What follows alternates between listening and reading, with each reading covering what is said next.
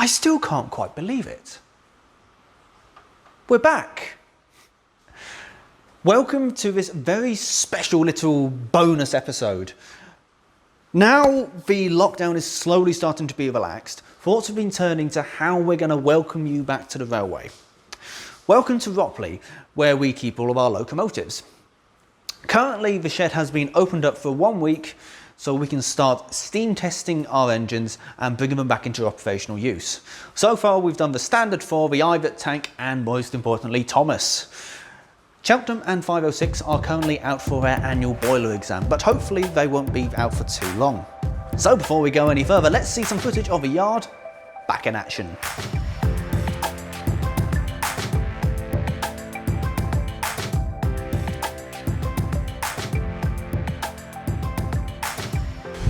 Standard 4's been in steam today.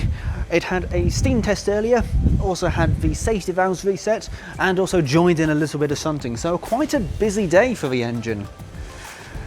While all the locomotives were tucked away safely in the sheds, there was one engine which did get a trip out every now and then to do a line inspection. James Knightle GC, the 47 we have on loan to us. Steam engines are wonderful, and I shall admit I am a steam man through and through. But diesels also play a vital part on heritage railways, for a very simple reason. If I want to take a steam engine out and it's from cold, I'm going to have to start thinking about that a good few days in advance so I can light the fire.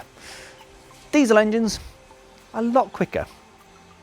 Now, you don't tend to see them that often. They're quite a behind the scenes sort of act. They do occasionally do passenger trains. Most of the time they're doing engineering or shunting midweek. But frankly, without diesels, the railway's life would be a lot harder. And we can thank the fantastic fleet of diesels we have here at the Midhants Railway. When we're in a position to welcome you all back to the railway, social distancing still will be enforced, and we've had to take care with our coaches to give them an extra thorough deep clean. When you do eventually come back, it is going to be slightly different, but we will be publishing details about that in the not too distant future. So keep an eye on Facebook and also keep an eye on the website for further updates.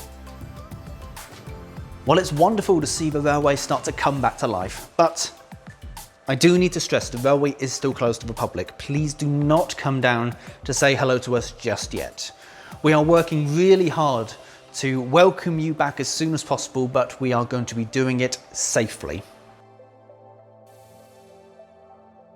As I mentioned earlier, the best way to keep up to date with everything that's going on, including updates about when we'll be reopening, is to visit our website, www.watercrestline.co.uk, and there you'll be able to subscribe for notifications. And hopefully it won't be too long before we'll be able to welcome you back. But for now, thank you so much for watching, stay safe, and I'll see you next time at the Watercrest Line.